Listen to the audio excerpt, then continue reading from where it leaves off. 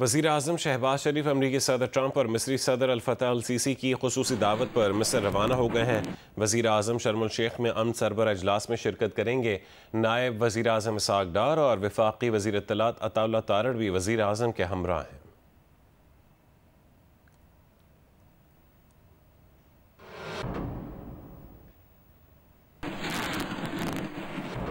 अमरीकी सदर Donald Trump ने कहा है कि उन्होंने सुना है कि अब पाकिस्तान और अफगानिस्तान के दरमियान जंग चल रही है, उन्हें उसे वापस आकर देखना होगा, फिर एक और कोशिश करेंगे क्योंकि वो जंग हल करने में माहिर हैं। पाकिस्तान और भारत की जंग टैरिफ की मदद से रोकी थी। अमरीकी सदर डोनाल्ड ट्रंप ने यह गुफ्तगू अमरीका से इसराइल जाते हुए तैयारे में सहाफ़ियों से गुफ्तगू के दौरान कही। गज़ा अमन मनसूबे पर सरबराही इजलास आज मिस्र के शहर शर्म अल शेख में हो रहा है। इजलास में गज़ा अमन मुआहदे पर दस्तखत और अमन मनसूबे पर अमल दरामद की कोशिशों का जायज़ा लिया जाएगा। इजलास की सदारत अमरीकी सदर डोनाल्ड ट्रंप और मिस्री सदर अब्दुल फतेह अल सीसी करेंगे। इजलास में पाकिस्तान के वज़ीर आज़म शहबाज शरीफ, तुर्की के सदर तैयब उर्दवान, फ़लस्तीनी सदर महमूद अब्बास, इटली की वज़ीर आज़म, जर्मन चांसलर और फ्रांस के सदर मैक्रोन समेत 20 से ज़ायद ममालिक के सरबराहान शिरकत करेंगे। इसराइल की जानिब से इजलास में शिरकत नहीं की जाएगी।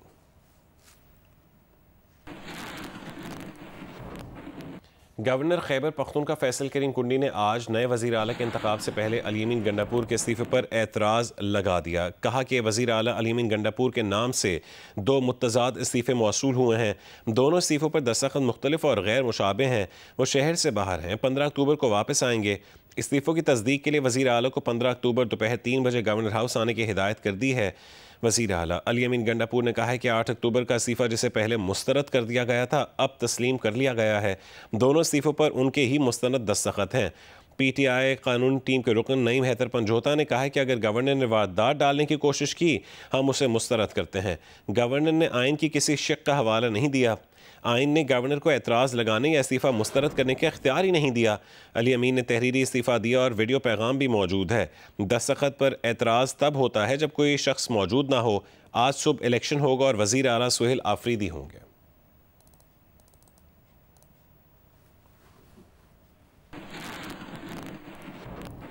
खैबर पख्तूनख्वा के नए वज़ीर आला का इंतखाब आज होगा। वज़ारत आला के लिए 4 उम्मीदवार मैदान में हैं। KP असम्बली के कुल मेंबरान की तादाद 145 है। हुकूमती मेंबरान की तादाद 93 जबकि अपोजिशन के अरकान 52 हैं। तहरीक इंसाफ की जानिब से सुहेल आफरीदी उम्मीदवार हैं जबकि अपोजिशन की जानिब से मुतफ़िक़ा उम्मीदवार लाने का इम्कान है। JUIFA के पार्लिमानी लीडर लुत्फ़ुर रहमान का कहना है कि जब एक वज़ीर आला का इस्तीफ़ा मंजूर नहीं हुआ तो दूसरे वज़ीर आला की इलेक्शन के खिलाफ कोई भी अदालत से रुजू कर सकता है। रसूल दावड़ की रिपोर्ट देखिए।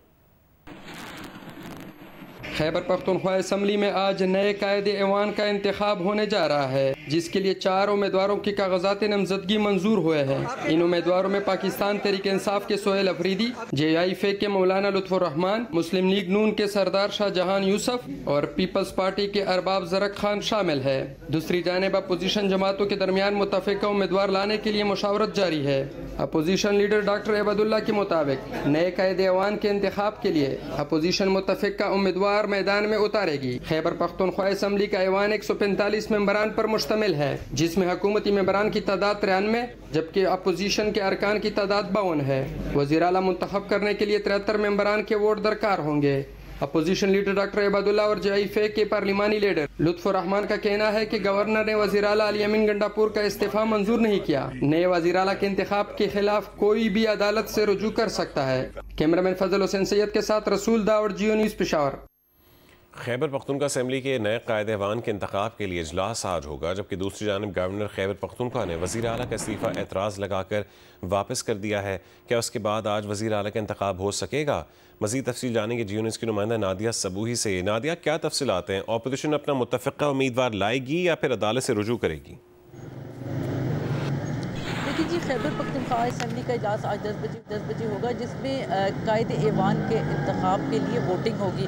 अगर हम बात करें मजमूई तौर पे यहाँ जो हमारे अरकान असम्बली हैं तो 125 अरकान असम्बली हैं, जिसमें से अक्सरियत जो है वो PTI की है, जबकि जो अपोजिशन की जो है वो 52 हैं, जबकि जो हुकूमती अरकान हैं वो 93 हैं। इस तरह ज़्यादा जो है अरकान की तादाद वो PTI की है। ताहम जो भी मेन जो चीज़ चल रही है यहाँ पर जो इशू है वो ये है कि वज़ीर आला ने जो अपना इस्तीफ़ा भेजा था गवर्नर खैबर पख्तूनख्वा को 5 रोज़ पहले, तो उस पर कोई सवाल जवाब नहीं था। ताहम रात को उसमें एक डेवलपमेंट ये हुई है कि गवर्नर खैबर पख्तूनख्वा ने एतराज़ लगा के वो इस्तीफ़ा वापस भेज दिया है और गवर्नर खैबर पख्तूनख्वा ने ये भी कहा है कि मैं पेशावर से बाहर हूँ, शहर में हूँ नहीं।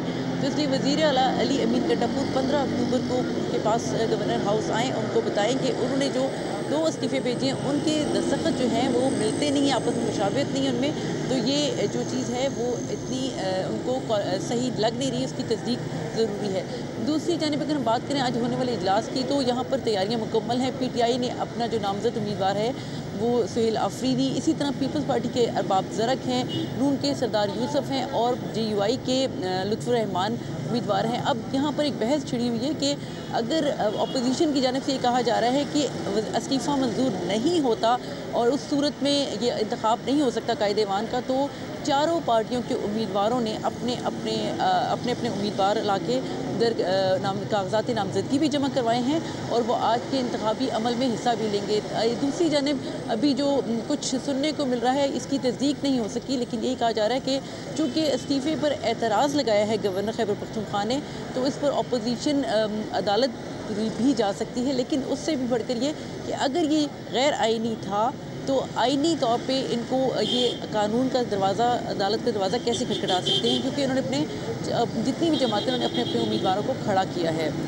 तो इस खैबर पख्तूनख्वा असम्बली में इजलास में जो कि अभी 10 बजे इजलास शुरू होना है, तो कुछ इतनी चीज़ें क्लियर नहीं हो पा रही कि आया इजलास होगा, इंतखाब हो सकेगा। और ये वज़ीर आला का इंतखाब नहीं, अगर इसको हम कहें कि कायदे-ए-वान के जो इख्तियार है उसकी मुंतकिली होगी दर हकीकत, क्योंकि वज़ीर आला खैबर पख्तूनख्वा अली अमीन गंडापुर से इख्तियार जो है वो लेकर वज़ीर आला के तौर पर जो है सुहेल आफरीदी को दिया जाएगा। जी बहुत शुक्रिया नादिया सबूही तफसीलात से आगाह करने के लिए।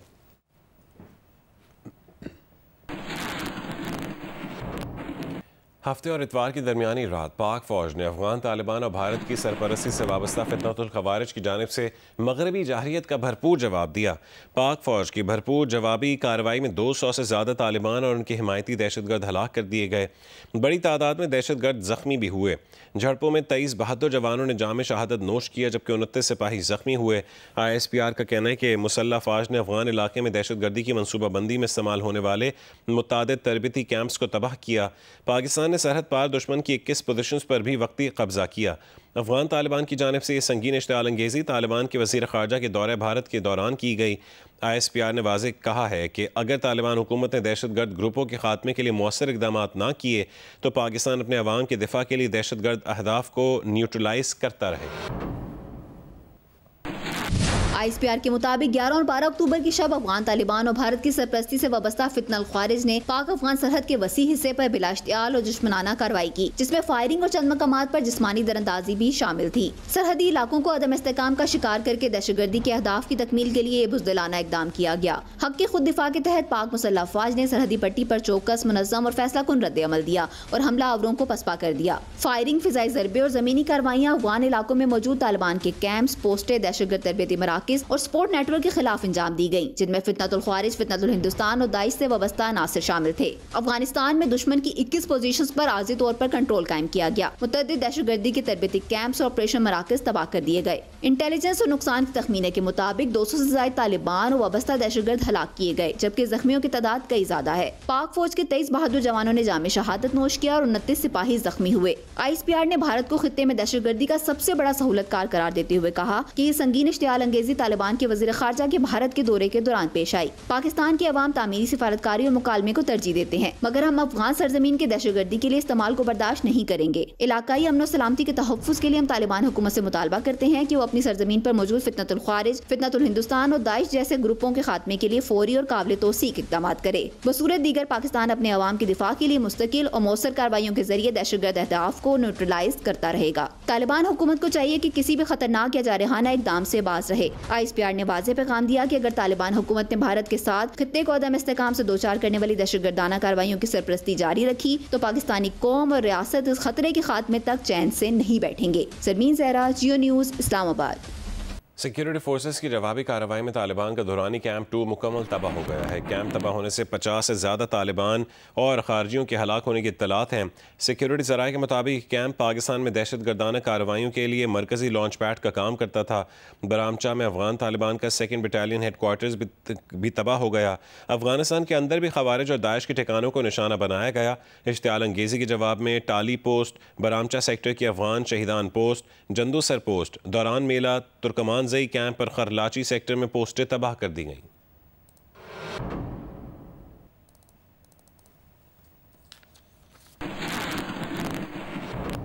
वज़ीर दिफा ख्वाजा आसिफ ने कहा है कि एक सूबे की हुकूमत को अपनी पॉलिसी को नेशनल पॉलिसी के साथ नक्की करना पड़ेगा। रियासत को सूबों को बताना पड़ेगा कि मुल्क इस तरह चलेगा, इस तरह नहीं चलेगा, कि एक सूबे में सरहद की कोई वैल्यू नहीं। जियो न्यूज़ के प्रोग्राम नया पाकिस्तान में गुफ्तगू करते हुए ख्वाजा आसिफ ने कहा है कि 2-3 रोज़ से जो वाक़यात हो रहे थे ये उसका फितरी रद्द-ए-अमल था। वो हमारी सरहद का एहतराम करें, हम उनकी सरहद का एहतराम करेंगे।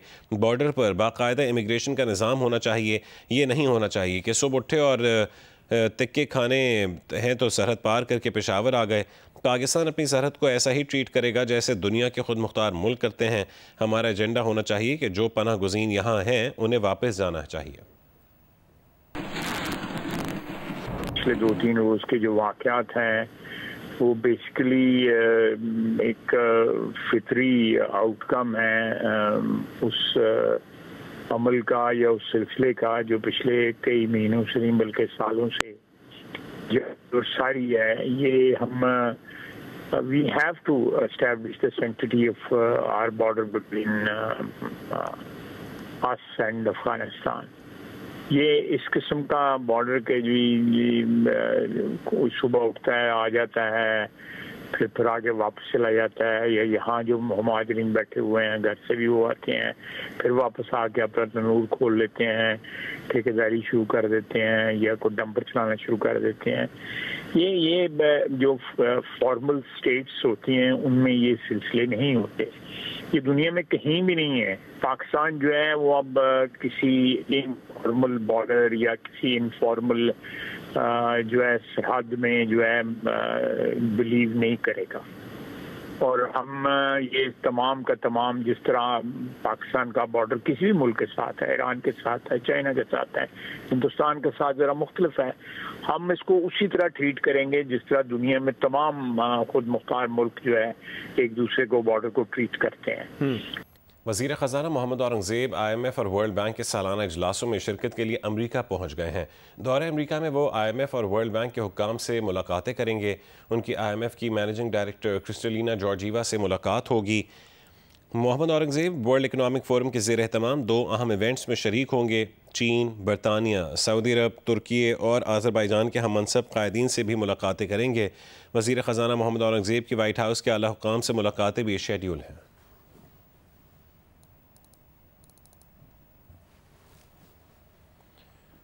दुनिया भर में तवील मुसाफत के लिए आज भी ट्रेन का सफ़र सबसे महफूज और आरामदेह तस्वुर किया जाता है, लेकिन पाकिस्तान में चलने वाली ट्रेनों का कोटरी से रोहड़ी तक का सफ़र मुसाफिरों के लिए इम्तिहान बनता जा रहा है। हैदराबाद से रिपोर्ट करेंगे अली नईम।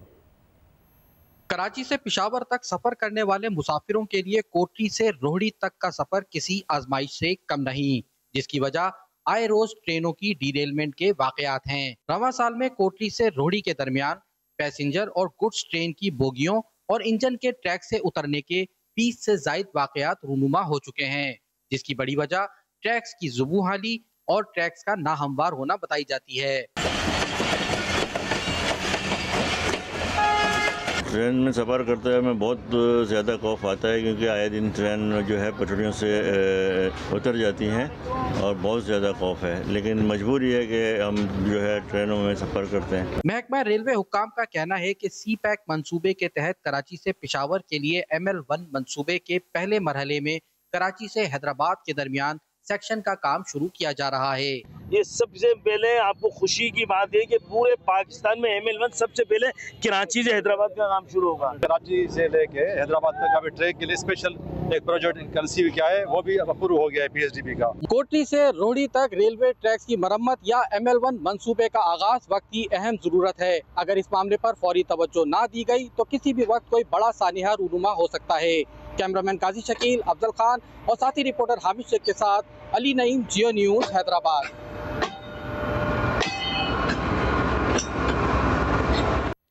तहसील कबीरवाला में सैलाब मुतासरीन ने मौसम सरमा की शिद्दत से बचने के लिए अपनी मदद आप के तहत घरों की तामीर का सिलसिला शुरू कर दिया है। तफसीलात बताएंगे फरुख रजा। कबीरवाला में दरियाए रावी और दरियाए चनाब के सैलाबी रेलों ने 122 मुआवजात को बुरी तरह मुतासर किया। मैं इस वक्त मौजूद हूँ दरियाए रावी के किनारे वाक़ एक बस्ती मकसूदाबाद मौजाबागर सरगाना में। मेरा कैमरा दिखाएगा आपको कि बैक पर कि यहाँ पर इस वक्त भी बहुत सारा पानी मौजूद है और मुनहदम शुदा घर मौजूद है, मकानात गिरे हुए हैं। लेकिन जैसे सर्दी की शिद्दत और सर्दी की आमद हुई तो यहाँ के लोगों ने आज खुद अपने घरों को तामीर करने के लिए इक़दाम शुरू कर दिए। साढ़े बच्चे भी रोल रहे हैं ना, असा भी किसी ने मकाना रह रहे हैं, लिहाजा साढ़े बच्चों की तालीम भी जा रही है। असा खुद बीमार हो गए हैं, साढ़े को खावन कुछ नहीं। सर्दी आ चुकी है, हम अपनी मदद अपने तहत घरों में वापस आ चुके हैं और हम अपने घर बना रहे हैं। और यहाँ पे जो पानी खड़ा था सैलाब का, उसमें मच्छर और बीमारियाँ बहुत आ रही हैं। हमारी ज़िला इंतज़ामी और हुकूमत पंजाब से अपील है कि वो हमारी इनके हवाले से जितनी भी हो सकती है वो हमारी केयर करें। उनका कहना है कि हुकूमत जल्द अज जल्द सर्वे मुकम्मल करवा कर इनके नुकसान तखमीना करवा कर इनको इमदाद मुहैया करे। जी, बदीन में चावल की फसल तैयार हो चुकी है और कटाई जारी है, ताहम निर्खों में गैर मामूली कमी ने आबादगारों को शदीद परेशानी में मुब्तला कर दिया है। बदीन के आबादगार इन दिनों सड़कों पर सिरापा एहतजाज हैं। आबादगारों का कहना है कि जैसे ही चावल की तैयार फसल मार्केट में आई है, कीमतें खरीद 3200 फीमन से कम होकर 2200 फीमन रह गई है। सारा साल मेहनत करने के बाद चावल की फसल के निर्खों में गैर मामूली कमी से फसल के अखराजात पूरे करना भी मुमकिन नहीं रहा। यहाँ पे जो क्रॉप की प्रोडक्शन में जितना खर्चा आता है उससे भी काश्तकार को, जमींदार को, हारी को कम मिल रहा है। धान का फसल जब वो मार्केट लेके आते हैं तो 3000-3500 रुपए जो रेट चल रहा होता है वो ये नीचे आके 2100-2200 तक करते हैं। चावल की फसल से मुल्क हर साल भारी ज़र मुबादला कमाता है, लेकिन आम किसान के लिए कोई मौसर हुकूमती पॉलिसी न होने के बाइस वो मुसलसल मौशी इस्तेसाल का शिकार है। न कोई एक्सपोर्ट पॉलिसी मौजूद है, न कोई आबादगारों को रिलीफ देने के लिए कोई पॉलिसी मौजूद है। जिस तरह आप गंदम के रेट को मुकर्रर करते हो कि शुगर कैन के रेट मुकर्रर है, इसी तरह राइस के रेट को भी मुकर्रर करें ताकि जमींदार की माशी कत्ल न हो। ज़राई माहिरीन का कहना है कि हुकूमत चावल की फसल के मुनसिफाना निर्ख और खरीदारी का वाज़ेह निज़ाम मुरतब करे ताकि न सिर्फ किसानों को उनकी मेहनत का सिला मिल सके बल्कि मुल्क की ज़रूरी मईशत में भी इस्तेकाम आ सके। कैमरामैन मकबूल अहमद के साथ एजाज ज़ई, जियो न्यूज़, बदीन। मौसमियाती तब्दीलियों के चैलेंजेस से निमटने के लिए महकमा जंगलात की जानिब से ज़िला सजावल में 6000 एकड़ से ज़ायद रकबे पर जंगलात की शजरकारी का काम मुकम्मल कर लिया गया है। तफसीलात बताएंगे सजावल से हाफिज़ सईदुल्लाह मीमन। जी बिल्कुल, मैं इस वक्त ज़िला सजावल के हुदेरानी जंगल में मौजूद हूँ। साहिली पट्टी पर मुश्तमिल ज़िला सजावल जो हमेशा कुदरती आफात के ज़द में रहता है, ज़मीनी कटाव हो या कुदरती आफात, उससे निमटने के लिए यहाँ महकमा जंगलात की जानिब से हज़ारों एकड़ एराजी पर मुख्तलिफ अक़साम के दरख्त लगाए गए हैं। हमारे साथ महकमा फॉरेस्ट के ज़िले अफसर मदद अली शाह मौजूद है। सजावल ज़िले में 7000 एकड़ से ज़ायद रकबे पे प्लांटेशन कर चुके हैं और ये अमल आगे भी जारी है। दरख्त जो है ना लंग्स ऑफ अर्थ का काम करते हैं और कार्बन को जज़ब करते हैं, ऑक्सीजन को प्रोड्यूस करते हैं। जंगलात की बहाली न सिर्फ इंसानों के लिए लेकिन चरंद और परंद के लिए ज़िंदगी की एक नई उम्मीद है, लेकिन ज़रूरत इस बात की है कि हुकूमत को ऐसे ठोस इक़दाम उठाने चाहिए जिसके बायस माहौलियाती आलूदगी का हमेशा के लिए सद्देबाब हो सके। जी, ICC वुमेन वर्ल्ड कप में ऑस्ट्रेलिया ने भारत को 3 विकेटों से हरा दिया। भारतीय टीम 330 रन बनाकर आउट हुई। ऑस्ट्रेलिया ने 331 रन का रिकॉर्ड हदफ पूरा करके 2 कीमती पॉइंट्स हासिल किए। इवेंट में आज बांग्लादेश और जनूबी अफ्रीका का मैच होगा। जियो सुपर ये मैच बराह रास्त नशर करेगा। विशाखापट्टनम में भारतीय ओपनर स्मृति मंधाना और प्रातिका रावल ने 155 रन का शानदार आगाज फराहम किया। स्मृति ने 80 रन बनाए, राधिका ने 75 रन की इनिंग्स खेली। फिर हरलैंड देओल ने 38, जमाइमा रोड्रिगेज ने 33 और रिचा घोष ने 32 रन बनाए। भारतीय टीम 49वें ओवर में 330 रन बनाकर आउट हो गई। अनाबेल सुंदरलैंड ने 5 विकेटें हासिल की। 331 रन के ताक़ुब में फोबी लिचफील्ड ने कप्तान एलिसा हेली के साथ 85 रन की बुनियाद रखी। फिर एलिसा पेरी आई, लेकिन स्कोर 154 हुआ तो वो रिटायर्ड हर्ट हो गई। अब बैत मोनी 4 और अनाबेल 0 पर पवेलियन लौट गईं, लेकिन एशले गार्डनर ने कप्तान के साथ स्कोर 265 रन तक पहुंचाया। इसी दौरान एलिसा हेली ने सेंचुरी मुकम्मल की। वो 107 गेंदों पर 142 रन बनाकर आउट हो गई। 2 विकेटें मजीद गिरी तो एलिसा पेरी दोबारा मैदान में आई। 47 रन की नाकाबिले शिकस्त इनिंग्स खेलकर रिकॉर्ड 331 रन का हदफ हासिल किया। ऑस्ट्रेलिया को 3 विकेट से फतह दिलाई। पेरी 47 रन बनाकर नॉट आउट रही। वुमेन्स वर्ल्ड कप में आज बांग्लादेश और जनूबी अफ्रीका का मैच खेला जाएगा। जियो सुपर ये मैच भी बराह रास्त नशर करेगा। लाहौर टेस्ट के पहले दिन पाकिस्तान ने जनूबी अफ्रीका के खिलाफ 5 विकेट पर 313 रन बना लिए। इमामुल हक नर्वस 90s का शिकार होकर 93 रन बनाकर आउट हो गए। कप्तान शान मसूद ने 76 रन बनाए, जबकि मोहम्मद रिजवान 62 और सलमान अली आगा 52 रन बनाकर नॉट आउट है। लाहौर के कज़ाफ़ी स्टेडियम में पाकिस्तानी कप्तान शान मसूद ने टॉस जीतकर पहले बैटिंग करने का फैसला किया। अब्दुल्ला शफीक 2 रन बनाने के बाद 2 के मजमूए पर पवेलियन लौट गए। दूसरी विकेट पर इमामुल हक और कप्तान शान मसूद ने शानदार बैटिंग की और 161 रन का इजाफा किया। शान मसूद 76 रन की इनिंग खेलने के बाद आउट हुए। तीसरी विकेट पर बाबर आजम और इमामुल हक ने 36 रन जोड़े। बाबर आजम तवील बैटिंग न कर सके और सिर्फ 23 रन बनाकर 199 के मजमूई स्कोर पर मैदान बदर हो गए। इसी स्कोर पर 2 विकेटें मजीद गिर गईं। इमामुल हक 93 रन बनाकर आउट हुए, जबकि सऊद शकील 0 पर ड्रेसिंग रूम पहुंचे। छठी विकेट की नाकाबिले शिकस्त शराकत में मोहम्मद रिजवान और सलमान अली आगा ने 114 रन का इजाफा किया। रिजवान 62 और सलमान अली आगा 52 रन पर बैटिंग कर रहे हैं। जनूबी अफ्रीकी बॉलर सेनोरन मुत्तसामी ने 2 विकेटें हासिल की। कराची में होने वाली SGA लेडीज़ गोल्फ चैंपियनशिप हमना अमजद ने जीत ली। 3 रोज़ा चैंपियनशिप में हमना ने 244 ग्रॉस स्कोर के साथ पहली पोजीशन हासिल की। कराची गोल्फ क्लब में होने वाली 3 रोज़ा ख़वातीन गोल्फ चैंपियनशिप का इतवार को आखिरी रोज़ था, जिसमें लेडीज़ प्रोफेशनल कैटेगरी में हमना अमजद ने टाइटल अपने नाम किया। उन्होंने मजमूई तौर पर 244 ग्रॉस स्कोर के साथ फतह हासिल की। अरूबा अली 273 ग्रॉस स्कोर के साथ दूसरी पोजीशन पर रहीं। एमेचर ए में ज़ैबुन्निसा कामयाब रहीं। आमना अमजद ने दूसरी पोजीशन हासिल की। लेडीज़ एमेचर B कैटेगरी में तबस्सुम शरीफ ने ग्रॉस और सालबिया मुर्तज़ा ने नेट का टाइटल जीता। एमेचर C कैटेगरी में नबीला नफीस ने ग्रॉस और आमना खालिद ने नेट में फतह हासिल की। सीनियर लेडीज़ में ग्रॉस में शाजिया शाहिद और नेट में नारुमी निशीज़ा की कामयाब रहीं। जूनियर गर्ल्स में रुबाब ताबिश ने नेट और एजानूर ने ग्रॉस का टाइटल जीता। कराची गोल्फ क्लब में 3 रोज़ा चैंपियनशिप में 50 से ज़ायद गोल्फर शरीक थी। इवेंट ऑर्गेनाइजर हुमैरा खालिद का कहना था कि इस तरह के टूर्नामेंट के इनेकाद से ख़वातीन को भी एक्सपोजर मिलेगा। साथ ही साथ इन लड़कियों के लिए आलमी सतह पर मुकाबले की फ़ज़ा पैदा करने के लिए इंटरनेशनल टूर्स भी ज़रूरी हैं। बहुत खुश आइन बात है पाकिस्तान गोल्फ फेडरेशन के लिए, पाकिस्तान गोल्फ के लिए, कि हमने इसके अंदर बहुत सारी कैटेगरीज अनाउंस की, बच्चों को खेलने का मौका दिया। जूनियर गर्ल्स खेली हैं, इसमें सीनियर लेडीज़ खेली हैं, इसके अंदर हमारी एमेचर्स की 3 कैटेगरीज़ खेली हैं। पिछले 1 महीना पहले पाकिस्तान गोल्फ फेडरेशन के ज़ेरे तहत हम लोग लेके गए थे, मैं ख़ुद एक टीम ताजिकिस्तान लेके गई, जहाँ पे हमने जूनियर्स कज़ाकिस्तान ओपन में पार्टिसिपेट किया और हमारे 4 ट्रॉफीज़ बच्चियों ने और बच्चों ने जीती। तो देखिए, ये प्लेटफॉर्म देना बच्चों को बहुत ज़रूरी है, क्योंकि अगर हम लोग ही ये प्लेटफॉर्म प्रोवाइड करेंगे तो कल को हम अपना मुस्तकबिल गोल्फ में संवार सकते हैं। दुनिया के 7 मेजर मैराथन में से एक शिकागो मैराथन युगांडा के जेकब किपलिमो ने जीत ली है। ख़वातीन की दौड़ इथियोपिया की हावी फैसा के नाम रही। मैराथन में इस्माइली बिरादरी के पेशवा प्रिंस रहीम आगा खान ने भी शिरकत की। शिकागो मैराथन में 50,000 से ज़ायद अफराद ने शिरकत की। 40 से ज़ायद पाकिस्तानी और बैरून मुल्क मुकीम पाकिस्तानी भी शिकागो मैराथन में शरीक हुए। पाकिस्तानी निजात अमरीकी सैयद अली हमज़ा पाकिस्तानियों में तेज़ तरीन रहे। पाकिस्तान से अमेरिका जाने वाले रनर्स में कराची के फैसल शफ़ी सबसे आगे रहे। शिकागो मैराथन में इस्माइली कम्युनिटी के पेशवा प्रिंस रहीम आगा खान ने भी शिरकत की।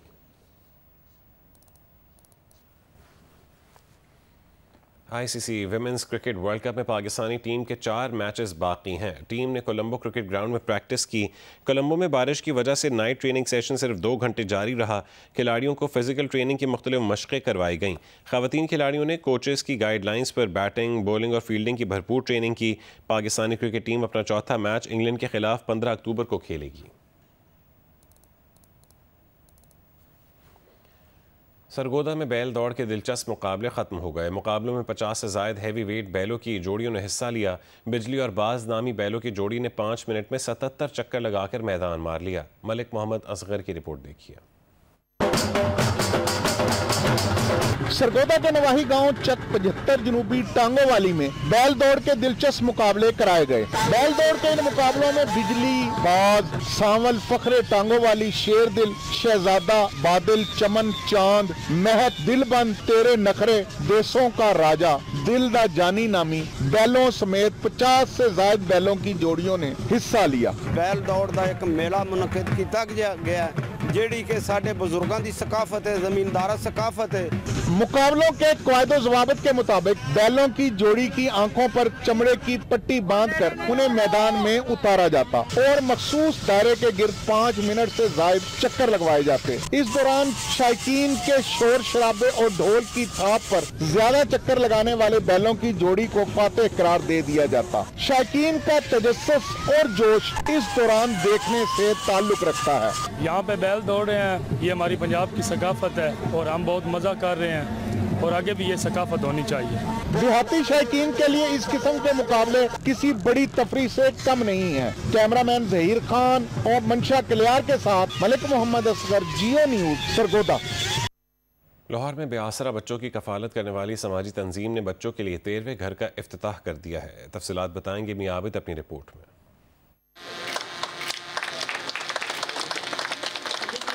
लाहौर की निजी सोसाइटी में 13वें घर का इफ्तिताह किया मारूफ गुलकार इब्रारुल हक और लाहौर कलंदर के chief executive officer Atif Rana ने। इस मौका पर केक भी काटा गया।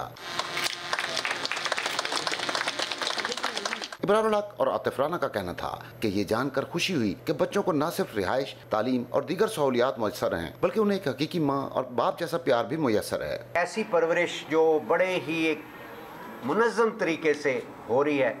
सो मेरी ढेर सारी दुआएं हैं कि इस घर के बाद मज़ीद घर बनते रहें। हमारी भी यही ख्वाहिश है और हमारा भी यही मिशन है कि महबूब भाई के शाना बशाना, भाभी के शाना बशाना, हमसे जो हो सकेगा वो करेंगे। तंजीब की चेयरपर्सन सोफिया बड़ाइज ने 13वां घर अतिया करने वाले शहरी हसनैन नकवी का शुक्रिया अदा किया। उनका कहना था कि उनके पास आने वाले बच्चे बहुत से सानिहात से गुजर कर आते हैं। इन्हें ड्रामा से निकालने के लिए हर घर में नफ्सियात की एक टीचर भी रखी है। ये जो अपना घर का कॉन्सेप्ट है ना, ये ऑर्फनेजेस से हट के है। ये एक ऑर्फनेज नहीं है, ये इन तमाम बच्चों का अपना घर है जहाँ ये बच्चे ऐसे ही रहते हैं जैसे मेरे अपने 4 बच्चे मेरे घर में रहते हैं। तंजीम के को चेयरमैन डीआईजी महबूब असलम लीला के मुताबिक तमाम बच्चों के लिए एक छत तले रिहाइश, तालीम और खेल के मैदान का इंतजाम हो चुका है, जिसका इफ्तिताह आइंदा चंद माह में मुतवक्को है। कैमरामैन ए आर अदनान के साथ मियां आबिद, जियो न्यूज, लाहौर।